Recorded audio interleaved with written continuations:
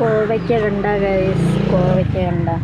ഞാൻ എന്തോന്ന് കറി വെക്കും എന്നിങ്ങനെ ആലോചിച്ചുകൊണ്ടിരുന്നപ്പോഴാണ് കണ്ട കോവയ്ക്ക കിടക്കുന്നത്. കോവയ്ക്ക നിറച്ച് പിടിച്ച് കിടപ്പുണ്ട്. ഇതാ കണ്ട, എന്തോ ഒരു ഭംഗി കാണാൻ. ഇതാ നല്ല ഭംഗിയുണ്ട് കാണാൻ. നിറച്ച് പിടിച്ച് കിടക്കുകയാണ്. അപ്പം ഇന്നൊരു മെഴുക്ക് പുരട്ടിയാക്കാം.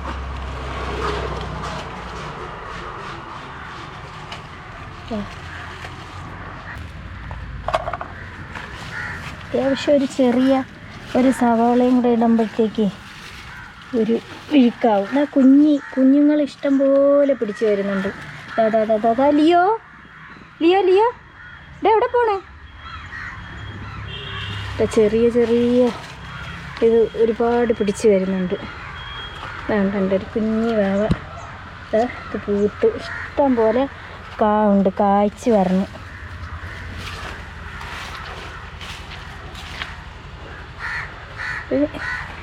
ഇത്ര കിട്ടി. ഒരു സവാളയും കൂടെ ഇടുമ്പോൾ നമുക്ക് അതൊരു വീക്കാക്കിക്കൂടെ. ഇതാണ് എൻ്റെ ലെനോ. ഞാൻ കോവയ്ക്ക പറിക്കാൻ വന്നപ്പോൾ പിറക്കി വന്നതാണ്. വേണ്ട കുടി കിടന്നോടാ, ഇനി മുത്ത് കിടന്നോ, ചുണ്ണം കിടന്നോ. മച്ചിയുടെ സ്വർണ്ണമാണിത്, മച്ചിയുടെ സ്വർണ്ണ വാവയാണിത്, മച്ചിയുടെ സ്വർണ്ണ വാവയാണിത്. ഹലോ വാവാച്ചിയാണ്, വാവാച്ചിയേ, മച്ചിയുടെ വാവാച്ചിയേ, മച്ചിയുടെ വാവാച്ചിയോടെ ദാ വന്ന് ദാ. അയ്യോ രണ്ടും കൂടെ മറിയണതുണ്ടോ?